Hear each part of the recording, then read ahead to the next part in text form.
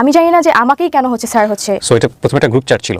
Group chat না, but মানে আমরা হচ্ছে পার্সোনালি স্যারকে পার্সোনালি করছেন, কিন্তু আপনাকে বেশি বেশি রিপ্লাই দিচ্ছে। হ্যাঁ, ওকে। এটার কারণ হতে সবাই পারে কতটা রিপ্লাই দিচ্ছেন আপনাকে দিচ্ছে? হ্যাঁ, ওকে।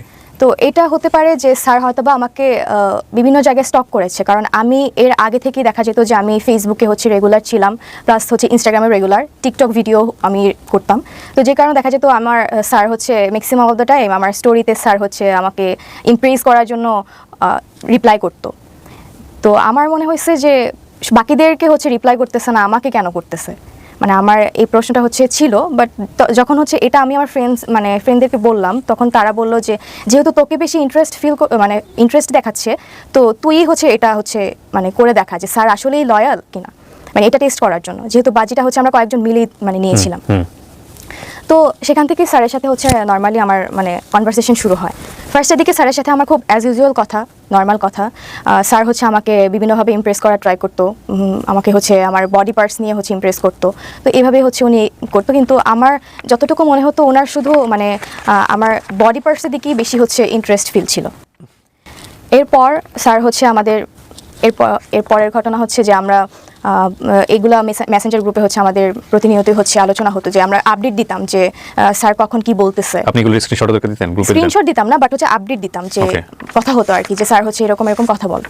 আপনি যে স্ক্রিনশটগুলো প্রিন্ট করে আমাকে দিয়েছেন, এগুলো কি সোশ্যাল মিডিয়াতে ভাইরাল? হ্যাঁ। ওকে। তারপর তো সেখানে হচ্ছে ফ্রেন্ডরা মিলে কথা বলতাম যে স্যার তো এরকম এরকম কথা বলে, তো আমার দেখা যায় স্যার আমার মনে হয় যে লয়াল না।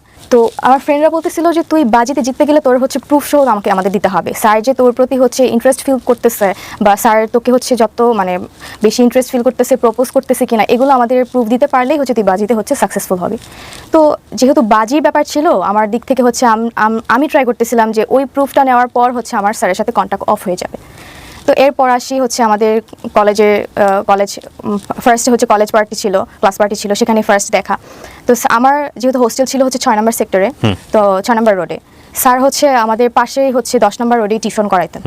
সেখানে হচ্ছে দেখা যেত স্যারের সাথে যখন কথা বলতাম, স্যার হচ্ছে একদিন আমাকে বলে যে আমার সাথে দেখা করতে চায়।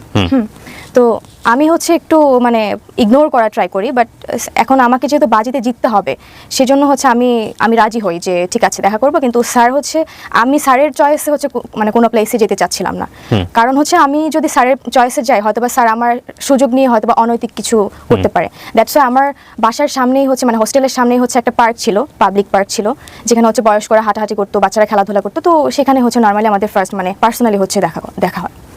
সেখানেও স্যার হচ্ছে দেখা করতে এসে স্যার নিজের ব্যক্তিগত কিছু কথা আমাকে বলে, ইমোশনাল কথা বলে, যে উনি ওনার পার্সোনাল লাইফে হ্যাপি না, উনি যে একটা রিলেশনশিপে আছে, উনি একটা 7 বছরের লং ডিস্টেন্স রিলেশনশিপে ছিলেন, তো সেই রিলেশনে তিনি হ্যাপি না, বা আমার সাথে তিনি রিলেশনশিপে গেলে খুব মানে ওনার ভালো লাগতো বা হ্যাপি থাকতেন, এগুলো কথাবার্তা বলে আমাকে হচ্ছে একটু মানে ওইদিকে ডাইভার্ট করার ট্রাই করতেন। তো আমার তো কাজ ছিল যে আমি স্যারকে হচ্ছে আমাকে প্রপোজ করবে, এটা জাস্ট আমি প্রুভ নিয়ে আমার ফ্রেন্ডদেরকে দেখাবো, এইটুকুই হচ্ছে আমার মানে ছিল আর কি। তো এরপর স্যার হচ্ছে যখন স্যারকে বললাম যে আপনি যেহেতু আপনার রিলেশনশিপে হ্যাপি না, তাহলে আপনি ব্রেকআপ করে ফেলেন, তো আমরা রিলেশনশিপে যাই। তো আমি এটা স্যারকে বলি, তো স্যার হচ্ছে তখন কথাটা এমনভাবে মানে ঘোরায় ফেলে যে বলতেছে যে আসলে আমি একটু টাইম নিই, হ্যাঁ হুট করে তো হচ্ছে রিলেশনশিপে ব্রেকআপ করা যায় না, আমি একটু টাইম নিয়ে তারপরে হচ্ছে আমরা রিলেশনশিপে যাই। তো স্যার আমাকে বলে যে আচ্ছা ঠিক আছে, আমি ঈদের পরে হচ্ছে আমি আমার যে যার সাথে রিলেশন আছে আমি তার সাথে সবকিছু শেষ করে ফেলবো, এটা বলে। তো তখন হচ্ছে রোজার মাস, যখন আমাদের প্রথম দেখাটা হয় তখন রোজার মাস। তো এরপর স্যার হচ্ছে আমাকে হচ্ছে মানে প্রতিনিয়ত দেখা যেত যে খুব বেশি হচ্ছে মানে টেক্সট করতো, কেয়ার করতো। এটা মানে আমি বুঝতে পারি যে স্যার হচ্ছে আমাকে পছন্দ করতেছে, বাট সে কখনো হচ্ছে আমাকে মানে ডিরেক্টলি হচ্ছে টেক্সট করে বলতেছে না যে হ্যাঁ I like you or something, এটা আমাকে কখনো বলতেছে না। তো আমার তখন একটা রিলেশনশিপ ছিল, বাট এটা আমি স্যারের থেকে হাইড করি। আমি স্যারকে জানাই নাই যে আমি রিলেশনশিপে আছি। তো আমি তো সিরিয়াস ছিলাম না, বিষয়টা তো আমি সিরিয়াস না, জাস্ট একটা বাজি ছিল আর কি। এরপর স্যার হচ্ছে যখন এগুলো ডিরেক্টলি বলতেছে না, তো আমি হচ্ছে জাস্ট মানে স্যার যা বলতো আমি জাস্ট সায় দিতাম যে হ্যাঁ বা না, এরকম আর কি স্যারের কথা মতো। তো একদিন হচ্ছে স্যার মানে ইফতারের পরপর হচ্ছে মানে নর্মালি কয়েকদিন কথা বলার পর ইফতারের পরপরই উনি মানে আমার সাথে লাইক 18+ কথাবার্তা শুরু করতো। কিন্তু আমার বিষয়টা খুবই মানে কি বলবো, আমার বিষয়টা খুবই বিরক্ত লাগতো, আমি খুবই বিরক্ত হইতাম, বাট আমি বুঝতে দিতাম না যে আমি বিরক্ত হচ্ছি। তো এরকম চ্যাটসগুলো মানে এই চ্যাটসগুলোই বেশি ভাইরাল হয়েছে, যেগুলো হচ্ছে আমাদের মাঝে 18+ কথাবার্তা হয়েছে, এগুলি ম্যাক্সিমাম হচ্ছে ভাইরাল হয়েছে।